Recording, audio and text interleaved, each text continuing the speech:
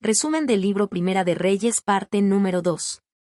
El reinado de Salomón y la construcción del templo, capítulos 3 al 10. Introducción.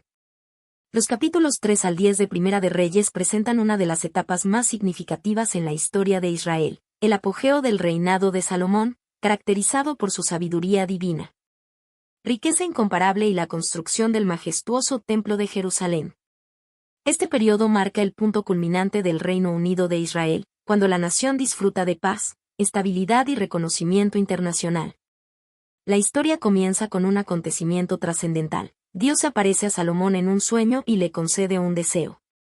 En lugar de pedir riquezas, una larga vida o la derrota de sus enemigos, el joven rey pide sabiduría para gobernar con justicia y discernimiento. Esta elección agrada a Dios, quien no solo le otorga una sabiduría sin igual, sino que también le concede riquezas, honor y prosperidad, convirtiéndolo en el monarca más célebre de su tiempo. Con su sabiduría, Salomón demuestra ser un gobernante justo y sagaz, resolviendo disputas con inteligencia, promoviendo el desarrollo económico y estableciendo un gobierno organizado y eficiente. Su juicio sobre las dos mujeres que reclamaban ser la madre de un bebé se convierte en un testimonio de su gran discernimiento, y su fama se extiende a otras naciones, atrayendo a líderes y sabios que buscan aprender de él. Bajo su reinado, Israel alcanza su mayor esplendor político, económico y cultural. Salomón expande su influencia a través de alianzas estratégicas y relaciones comerciales, acumulando grandes riquezas y construyendo una nación próspera. Su obra maestra es la construcción del Templo de Jerusalén, un proyecto anhelado por su padre David, que se convierte en el centro de la adoración a Dios y en símbolo de la presencia divina en Israel. Esta edificación sagrada, adornada con oro y materiales preciosos, representa el compromiso de la nación con el pacto de Dios. El impacto de su sabiduría y riqueza es tal que incluso la reina de Saba, atraída por su reputación, viaja a Jerusalén para comprobar su grandeza. Impresionada por la organización del reino, la majestuosidad del templo y la inteligencia del rey, reconoce que su sabiduría y éxito superan lo que había escuchado. Sin embargo, a pesar de su esplendor, en los últimos años de esta etapa comienzan a surgir señales de decadencia.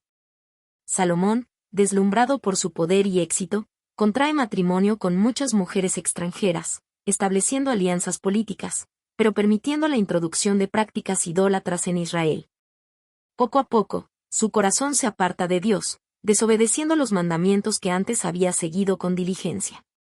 Estos capítulos no solo muestran la grandeza de Salomón, sino que también advierten sobre los peligros del orgullo, la autosuficiencia y la falta de fidelidad a Dios. A pesar de toda su sabiduría, el rey no es inmune a la tentación y sus errores marcarán el destino de Israel en los años siguientes. El esplendor de su reinado es solo el preludio de los desafíos que el reino enfrentará en el futuro. Capítulo 3. El sueño de Salomón y su primera gran decisión. Después de consolidar su reinado, Salomón viaja a Gabaón, donde se encontraba el altar principal de Israel, para ofrecer 1000 holocaustos en sacrificio a Dios. En respuesta a esta muestra de devoción, Dios se le aparece en un sueño y le concede la oportunidad de pedir cualquier cosa que desee. Salomón, en lugar de pedir riquezas, una larga vida o la victoria sobre sus enemigos, demuestra humildad y un gran sentido de responsabilidad al solicitar sabiduría para gobernar con justicia. Reconoce su juventud e inexperiencia y pide discernimiento para distinguir entre el bien y el mal, sabiendo que gobernar al pueblo de Dios es una tarea de gran magnitud. Dios, complacido con su petición desinteresada, le concede un corazón sabio y entendido, sin igual en la historia de la humanidad. Además, como recompensa por no haber pedido bienes materiales ni poder, le otorga riquezas, honor y gloria, prometiéndole también una larga vida si sigue obedeciendo sus mandamientos. Este evento marca el inicio de un reinado donde Salomón será reconocido en todo el mundo por su sabiduría incomparable. El juicio de Salomón, una prueba de su sabiduría. Para demostrar que la sabiduría de Salomón no era solo teórica, el capítulo presenta un ejemplo práctico de su gran discernimiento. Dos mujeres, ambas prostitutas, llegan al rey con un caso complejo. Ambas afirman ser la madre de un bebé, pero no hay testigos ni pruebas para determinar la verdad. Ante esta difícil situación, Salomón propone una solución extrema y desconcertante: ordenar que el niño sea partido en dos y que cada mujer reciba la mitad. Inmediatamente, Una de las mujeres suplica por la vida del bebé y renuncia a su reclamo, prefiriendo verlo en manos de la otra mujer antes que verlo morir. La otra mujer, en cambio, acepta la sentencia sin objeción. Salomón, comprendiendo que solo una madre verdadera haría un sacrificio tan grande por su hijo, declara que el niño pertenece a la mujer que demostró compasión. Este juicio no solo resuelve la disputa, sino que también asombra al pueblo de Israel, que reconoce en Salomón una sabiduría otorgada directamente por Dios. Lecciones de este capítulo. La verdadera sabiduría proviene de Dios. Salomón no confía en su propio entendimiento, sino que busca la guía de Dios para gobernar con justicia. El liderazgo requiere discernimiento y compasión. El juicio de Salomón demuestra que la justicia no solo se basa en la lógica, sino también en la comprensión del corazón humano. Dios bendice a quienes buscan su voluntad. Por su deseo de gobernar con justicia, Salomón recibe mucho más de lo que pidió. Este capítulo establece la base para la grandeza de Salomón, cuyo reinado será recordado por su sabiduría y su compromiso inicial con la justicia y la obediencia a Dios. Capítulo 4. La administración y prosperidad del reino. Después de establecerse firmemente en el trono, Salomón organiza su reino con una administración eficiente y bien estructurada. Se detalla una lista de los principales funcionarios de su gobierno, entre los cuales destacan Azarías, hijo de Sadoc, como sumo sacerdote. Elioref y Ahías, secretarios reales. Josafat, cronista del reino. Benaía, comandante del ejército. Sadoc y Abiatar, sacerdotes. Azarías, encargado de los gobernadores de las tribus. Zabud, amigo y consejero personal del rey. Además, Salomón nombra 12 gobernadores, cada uno encargado de proveer alimentos y recursos para el rey y su corte durante un mes del año. Esta estrategia asegura una distribución equitativa de las responsabilidades fiscales y una administración estable, evitando la sobrecarga de impuestos en una sola región. Un tiempo de paz y prosperidad. Durante el reinado de Salomón, Israel alcanza una era de esplendor y estabilidad sin precedentes. La nación disfruta de paz con sus vecinos y de una abundante economía, permitiendo que el pueblo prospere sin el temor de conflictos o invasiones. Se menciona que cada israelita vivía en paz, bajo su propia vid y su higuera, una expresión que simboliza seguridad y bienestar general. El reino de Salomón se extiende desde el Éufrates hasta la frontera con Egipto, dominando sobre varias naciones que le pagan tributo. Gracias a su astuta administración y a su habilidad para fortalecer alianzas políticas, Salomón consolida un imperio próspero y respetado en toda la región. La sabiduría y el conocimiento de Salomón. Más allá de ser un hábil gobernante, Salomón se distingue por su sabiduría sin igual, la cual es reconocida más allá de Israel. Se menciona que escribió 3000 proverbios y 1005 cánticos, además de tener un profundo conocimiento sobre la naturaleza, los árboles, los animales, las aves, los reptiles y los peces. Su fama se extiende hasta las naciones vecinas, atrayendo a sabios y gobernantes de otras tierras que buscan escuchar su consejo y aprender de su inteligencia. Salomón se convierte en un referente de conocimiento, no solo en asuntos políticos y administrativos, sino también en filosofía, poesía y ciencias naturales. Lecciones de este capítulo. La organización y planificación son clave para un gobierno estable. La administración de Salomón, con una división equitativa de responsabilidades, asegura la prosperidad del reino. La paz y la justicia traen prosperidad. En un ambiente de estabilidad y liderazgo sabio, el pueblo puede prosperar sin temor a la guerra o la injusticia. La sabiduría es una bendición que trasciende fronteras. Salomón no solo es respetado por su poder, sino también por su conocimiento y discernimiento, lo que lo convierte en un referente internacional. Este capítulo muestra cómo Salomón, con la guía de Dios, construye un reino próspero, bien administrado y reconocido por su sabiduría, estableciendo las bases para su legado en la historia de Israel y del mundo. Capítulo 5. Preparativos para la construcción del templo. Después de consolidar su reino y asegurar la paz con las naciones vecinas, Salomón se dispone a cumplir uno de los sueños más grandes de su padre, David, la construcción del templo de Dios en Jerusalén.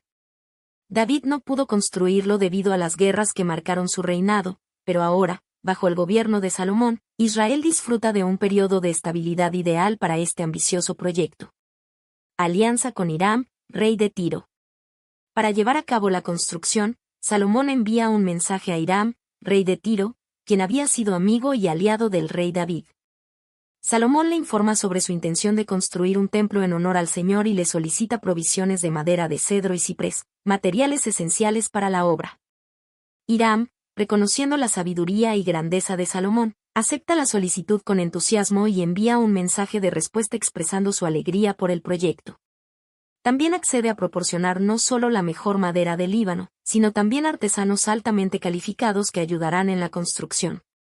A cambio, Salomón acuerda enviar grandes cantidades de trigo y aceite de oliva como pago a Hiram y su pueblo. Esta alianza demuestra la diplomacia y habilidades políticas de Salomón, asegurando materiales y conocimientos especializados para construir el templo sin generar conflictos ni afectar la economía de Israel. Organización de la fuerza laboral.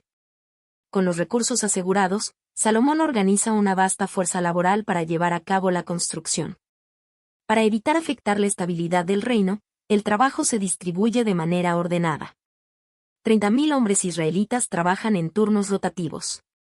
Cada mes, 10.000 de ellos viajan al Líbano para cortar y transportar la madera, mientras los otros descansan en sus hogares. 70.000 cargadores se encargan del transporte de materiales pesados. 80.000 canteros extraen y tallan grandes bloques de piedra en las montañas. 3.300 supervisores dirigen y organizan a los trabajadores para asegurar la eficiencia del proyecto.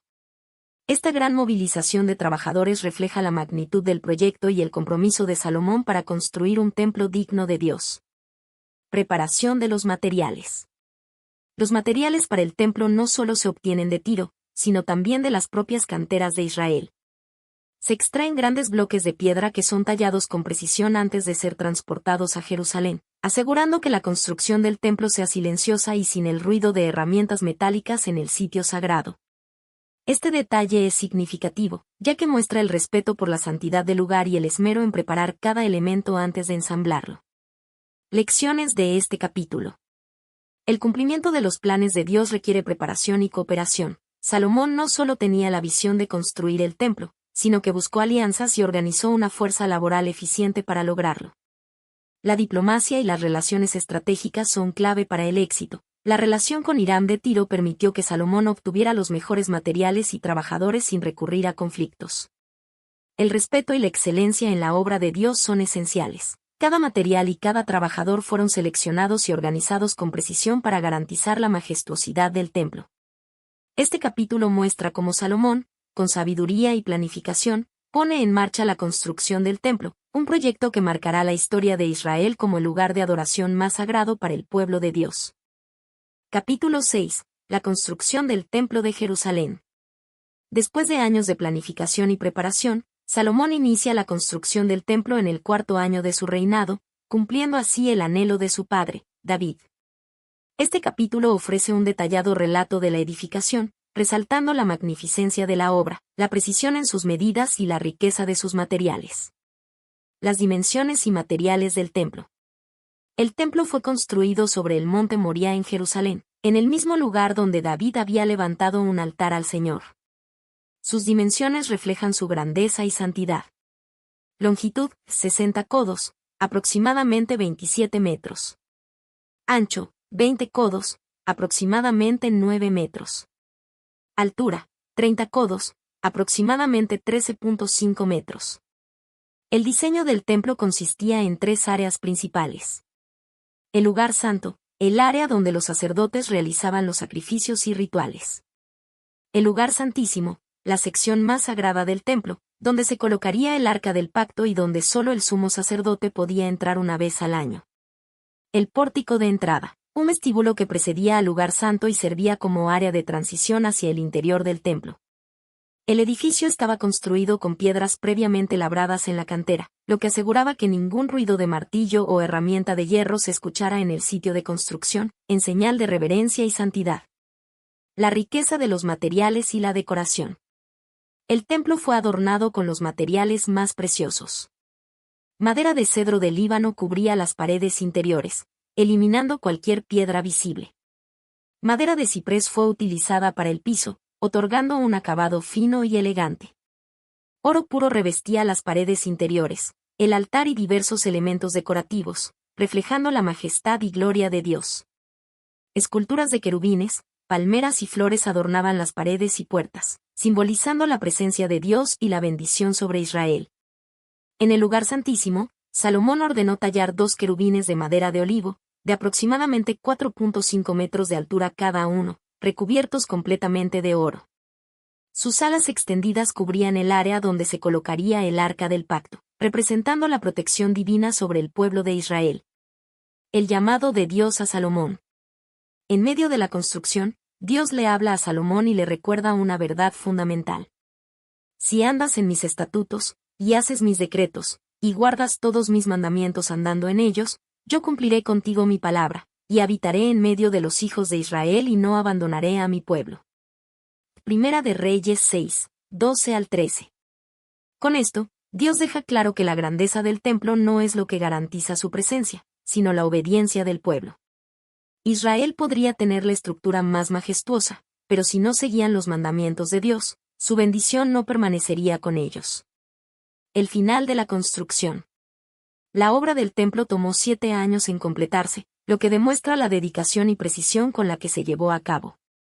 Cuando estuvo terminado, se convirtió en el centro espiritual y religioso de Israel, un símbolo de la gloria de Dios y del pacto con su pueblo. Lecciones de este capítulo. La excelencia en el servicio a Dios. Salomón no escatimó en detalles ni en calidad al construir el templo, mostrando que cuando se trata de honrar a Dios, debemos dar lo mejor. La importancia de la obediencia sobre la apariencia externa. Dios recordó a Salomón que no era la magnificencia del templo lo que traería su bendición, sino la fidelidad del pueblo a su palabra. La presencia de Dios es más valiosa que cualquier edificación. Aunque el templo era majestuoso, lo que realmente importaba era que Dios habitara entre su pueblo. Este capítulo resalta el esplendor del reinado de Salomón y su compromiso inicial con Dios. Pero también introduce una advertencia sobre el peligro de confiar más en las riquezas y construcciones que en la obediencia y devoción a Dios. Capítulo 7. El palacio de Salomón y los detalles del templo. Después de completar la construcción del templo de Dios, Salomón dedica 13 años a edificar su propio palacio real, una obra monumental que refleja su inmenso poder y riqueza. Este capítulo detalla no solo la edificación de su residencia, sino también la fabricación de los ornamentos y utensilios de bronce para el templo, realizados por el hábil artesano Hiram de Tiro. La construcción del Palacio de Salomón. El Palacio de Salomón no solo sirvió como su residencia, sino también como centro administrativo y político del reino de Israel. Su magnitud y lujosos materiales mostraban la grandeza del reinado y la prosperidad del pueblo. La estructura incluía varias edificaciones destacadas. La Casa del Bosque del Líbano. Llamada así porque sus muchas columnas de madera de cedro le daban la apariencia de un bosque. Medidas: 100 codos de largo, aproximadamente 45 metros, 50 codos de ancho, aproximadamente 22.5 metros, y 30 codos de alto, aproximadamente 13.5 metros. Servía como salón del trono y sala de audiencias, donde Salomón recibía a dignatarios y resolvía asuntos de Estado. El pórtico de las columnas. Una gran sala de entrada al palacio, sostenida por imponentes columnas de cedro. El pórtico del trono o sala del juicio. Un espacio donde Salomón administraba justicia y dirigía las decisiones del reino. Estaba decorado con madera de cedro, lo que añadía solemnidad al lugar. Las residencias reales. Incluía la casa de Salomón y un palacio separado para la hija del faraón, a quien había tomado como esposa. El uso de cedro del Líbano y piedras finamente labradas daba al conjunto una apariencia majestuosa, equiparable en esplendor al propio templo de Dios. Los detalles del templo, la obra de Hiram de Tiro. Salomón contrata a Hiram de Tiro, un artesano especializado en bronce, para fabricar los objetos sagrados y decorativos del templo. Entre sus creaciones más notables se incluyen las columnas de bronce, Jaquín y Boaz. Se erigieron en la entrada del templo como símbolos de estabilidad y fortaleza. Jaquín significa él establecerá, y Boaz significa en él está la fuerza. Medidas: 18 codos de alto, aproximadamente 8 metros, y 12 codos de circunferencia, aproximadamente 5.3 metros. Estaban adornadas con capiteles en forma de lirios y una red de cadenas decorativas. El mar de bronce. Una gran fuente circular sostenida por 12 bueyes de bronce, que simbolizaban las 12 tribus de Israel. Se usaba para las abluciones rituales de los sacerdotes antes de entrar al templo. Dimensiones: 10 codos de diámetro, aproximadamente 4.5 metros, y 5 codos de altura, aproximadamente 2.2 metros. 10 fuentes de bronce, colocadas a los lados del templo para el lavado de los sacrificios. Cada fuente descansaba sobre una base decorada con figuras de leones, bueyes y querubines. Los utensilios del templo. Hiram también fabricó altares de bronce, calderos, tenazas, cucharas y otros implementos necesarios para los sacrificios y el culto. La grandeza del reino de Israel.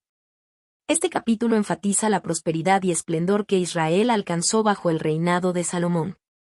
La construcción del templo y el palacio reflejaban el poderío del reino, que ahora era respetado por otras naciones.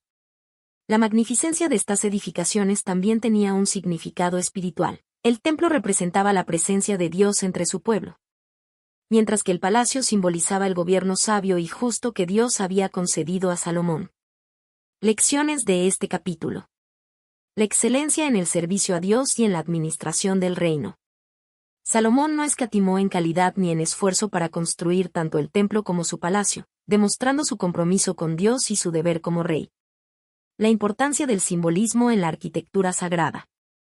Cada elemento del templo tenía un significado profundo, recordando a Israel su pacto con Dios y su necesidad de mantenerse fieles a él. El equilibrio entre lo espiritual y lo material.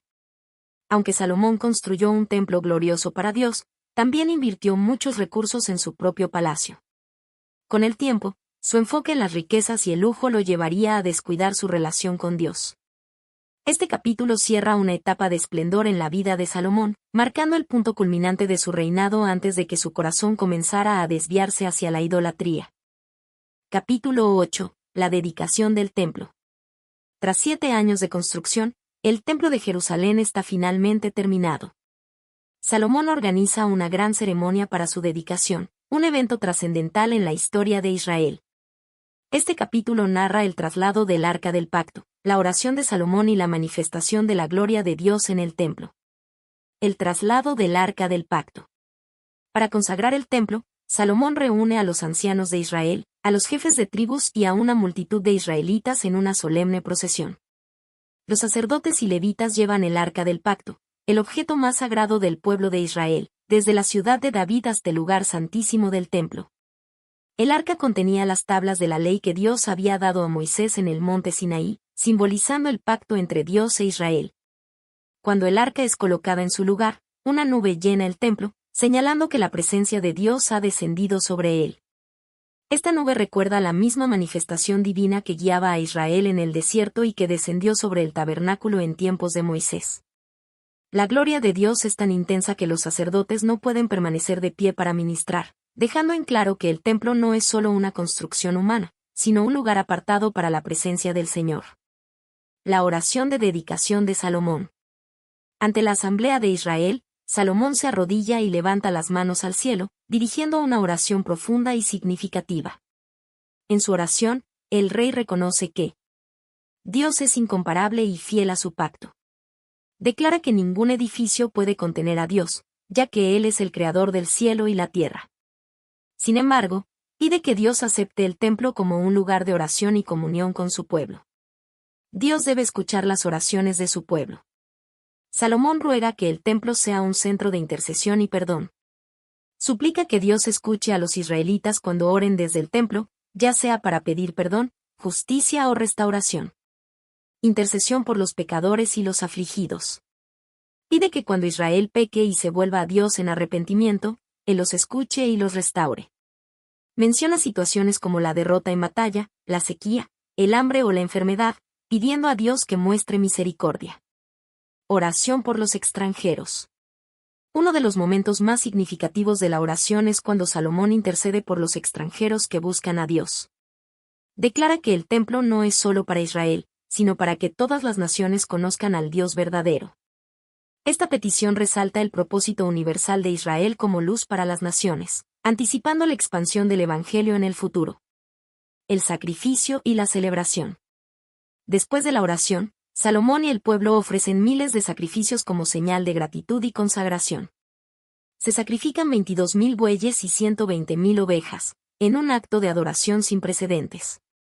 La festividad dura 14 días y todo el pueblo participa con gozo y reverencia. Cuando la ceremonia concluye, los israelitas regresan a sus hogares con alegría, sintiendo la bendición de Dios sobre ellos y su nación. Lecciones del capítulo. Dios es infinito, pero elige habitar con su pueblo.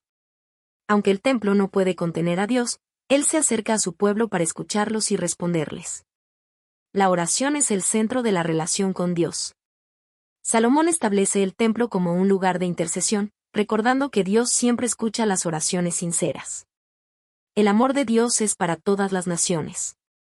La mención de los extranjeros muestra que el propósito de Dios trasciende a Israel y abarca a toda la humanidad. La adoración debe ir acompañada de obediencia. La bendición de Dios no depende solo del esplendor del templo, sino de la fidelidad del pueblo a su pacto. Este capítulo representa el momento culminante del reinado de Salomón, cuando Israel disfruta de la presencia de Dios y de una época de paz y prosperidad. Sin embargo, en los capítulos siguientes, la fidelidad del pueblo y del mismo Salomón será puesta a prueba. Capítulo 9. La respuesta de Dios y el pacto con Salomón. Tras la dedicación del templo, Dios aparece a Salomón por segunda vez, reafirmando su pacto con él e Israel. En este capítulo, se destacan la advertencia divina, los logros materiales de Salomón y los primeros indicios de posibles problemas en su reinado. Dios responde a la oración de Salomón.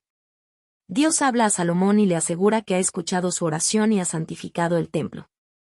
Le promete que su presencia permanecerá en ese lugar, siempre y cuando Salomón y su descendencia permanezcan fieles a sus mandamientos. Sin embargo, Dios también le advierte de las consecuencias de la desobediencia. Si Israel se aparta y sigue a otros dioses, Dios los expulsará de la tierra prometida. El templo, que ahora es motivo de gloria, será destruido y quedará en ruinas. Otras naciones verán la desolación y preguntarán, ¿por qué ha hecho esto el Señor con esta tierra y este templo? Y la respuesta será, porque abandonaron al Señor y adoraron a otros dioses. Esta advertencia anticipa lo que ocurrirá siglos después cuando Israel y Judá caigan en la idolatría y sean llevados al exilio. Los proyectos de construcción de Salomón. Salomón continúa con su ambicioso programa de construcción. Además del templo y su propio palacio, fortifica varias ciudades estratégicas y edifica nuevas infraestructuras para fortalecer su reino. Ciudades y fortificaciones. Construye las ciudades de Jase, Megiddo y Geser, claves para la defensa del reino. Desarrolla almacenes y fortalezas para la administración del imperio. La alianza con Hiram de Tiro. Como parte de su pacto con el rey Hiram, Salomón le entrega 20 ciudades en la región de Galilea. Sin embargo, a Hiram no le agrada la calidad de estas ciudades, llamándolas la tierra de Kabul, que significa sin valor. A pesar de esta diferencia, la alianza entre ambos sigue en pie, ya que Hiram había suministrado los materiales para la construcción del templo y el palacio de Salomón.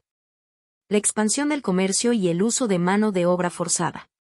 Salomón también impulsa el comercio y la economía, enviando barcos en expediciones junto con los fenicios, lo que trae oro y riquezas a Israel. Sin embargo, estos proyectos monumentales requieren una gran cantidad de trabajadores, y aunque al principio son extranjeros los que realizan los trabajos forzados, se empieza a notar el peso de la carga sobre el pueblo de Israel. Se menciona el uso de trabajadores conscriptos, lo que indica una creciente presión sobre la población. A largo plazo, esta sobrecarga provocará el descontento del pueblo y contribuirá a la futura división del reino después de la muerte de Salomón. Las lecciones del capítulo. Dios bendice la obediencia, pero juzga la idolatría. La advertencia de Dios es clara, la prosperidad de Israel depende de su fidelidad a Dios. La grandeza terrenal no garantiza estabilidad espiritual. A pesar de la riqueza y los logros de Salomón, el verdadero éxito se basa en la obediencia a Dios, no solo en logros materiales. El abuso de poder trae consecuencias. La construcción de grandes obras fortalece el reino, pero el uso excesivo de recursos y la explotación del pueblo siembran las semillas de la futura rebelión. Este capítulo marca un punto de inflexión en el reinado de Salomón. Aunque Israel está en su apogeo, ya comienzan a verse signos de debilidad y advertencias divinas que influirán en el futuro del reino. Capítulo 10. La visita de la reina de Saba y la incomparable riqueza de Salomón. Este capítulo resalta el prestigio y la fama internacional de Salomón, demostrados en la visita de la reina de Saba y la impresionante riqueza que acumuló durante su reinado. La reina de Saba visita a Salomón. La reina de Saba, gobernante de un próspero reino ubicado en el suroeste de Arabia, actual Yemen o Etiopía, había escuchado rumores sobre la sabiduría y la grandeza de Salomón. Incrédula, decide viajar a Jerusalén con un gran séquito y valiosos regalos, con la intención de poner a prueba la sabiduría del rey mediante preguntas difíciles. Su impresión de Salomón. Al llegar, la reina observa el esplendor del reino y conversa con Salomón, planteándole enigmas y cuestiones complejas. Salomón responde con facilidad, demostrando la sabiduría divina que Dios le había concedido. Además de sus respuestas, la reina queda impresionada por el esplendor de su palacio y la organización de su gobierno. La comida de su mesa, la vestimenta de sus servidores y la solemnidad de su corte. La magnificencia del templo de Jerusalén. Ante esta demostración de poder y sabiduría, la reina reconoce que los rumores sobre Salomón eran ciertos e incluso superaban sus expectativas. Los regalos de la reina y el intercambio comercial. Como muestra de su admiración, la reina de Saba entrega a Salomón una gran cantidad de oro, especias y piedras preciosas. Se menciona que nunca antes habían llegado tantas especias a Israel como en ese momento, lo que sugiere que la reina pudo haber establecido una alianza comercial con Salomón. Salomón, por su parte, le otorga todo lo que ella desea y más antes de que la reina regrese a su tierra. Este encuentro no solo consolidó la reputación de Salomón a nivel internacional, sino que también reforzó los lazos comerciales entre Israel y otras regiones. La inmensurable riqueza de Salomón. El capítulo también detalla las asombrosas riquezas que Salomón acumuló durante su reinado. Tributos de otras naciones. Cada año, Salomón recibía 666 talentos de oro, sin contar los tributos que le enviaban los reyes y gobernadores aliados. Esta cantidad equivaldría a varias toneladas de oro por año, consolidando la imagen de Israel como una de las potencias más prósperas de la época. El trono de marfil y oro. Salomón mandó construir un trono majestuoso hecho de marfil y recubierto de oro puro, con 12 leones esculpidos flanqueando sus escalones, representando su poder y autoridad. El comercio de caballos y carros. Salomón importaba caballos de Egipto y Cilicia, vendiéndolos a otras naciones. Esta actividad convirtió a Israel en un centro de comercio militar y de transporte en la región. El uso del oro y la abundancia de riquezas. Se dice que la plata llegó a ser tan común en Jerusalén como las piedras, y que todo estaba cubierto de oro, desde los escudos de sus guerreros hasta los utensilios del palacio. Lecciones del capítulo. La sabiduría y la justicia atraen respeto y prosperidad. La fama de Salomón se extendió por el mundo no solo por su riqueza, sino por su sabiduría y buen gobierno. La admiración por Israel era una oportunidad para dar testimonio de Dios. La reina de Saba no solo reconoció la grandeza de Salomón, sino que también exaltó al Dios de Israel, reconociendo que su éxito venía de él. La riqueza y el poder pueden ser una bendición o una trampa. Aunque la prosperidad de Salomón era impresionante, su acumulación de riquezas y alianzas comenzaría a sentar las bases de su futura decadencia, al desviarse de la obediencia a Dios. Este capítulo muestra el punto culminante del esplendor de Salomón, pero también marca el comienzo de una transición que eventualmente llevará a su caída. Conclusión. Los capítulos 3 al 10 de Primera de Reyes presentan el periodo de mayor esplendor del reino de Israel bajo el gobierno de Salomón. Su reinado es sinónimo de sabiduría, justicia, paz y prosperidad, estableciendo a Israel como una potencia reconocida internacionalmente. La construcción del Templo de Jerusalén, el proyecto más significativo de su vida, simboliza la presencia de Dios en medio de su pueblo y se convierte en el centro espiritual de la nación. La fama de Salomón se extiende más allá de las fronteras de Israel. Reyes y gobernantes viajan desde tierras lejanas para presenciar su sabiduría y la grandeza de su reino, como lo demuestra la visita de la reina de Saba. Además, el comercio y las alianzas estratégicas fortalecen la economía y la estabilidad del reino, trayendo una época de riqueza sin precedentes. Sin embargo, las señales de advertencia comienzan a aparecer. A pesar de la advertencia de Dios de que la prosperidad de Israel dependía de la obediencia a sus mandamientos, Salomón empieza a desviarse del camino correcto. Su acumulación excesiva de riquezas, sus alianzas con naciones extranjeras y la influencia de sus numerosas esposas extranjeras introducen prácticas idolátricas en Israel. Este periodo, aunque glorioso, sienta las bases para la futura decadencia. En los próximos capítulos, se verá cómo las decisiones equivocadas de Salomón llevarán a la división del reino, marcando un punto de inflexión en la historia de Israel. Lo que comienza como una era de esplendor pronto se convertirá en un desafío para la fe y la identidad del pueblo de Dios.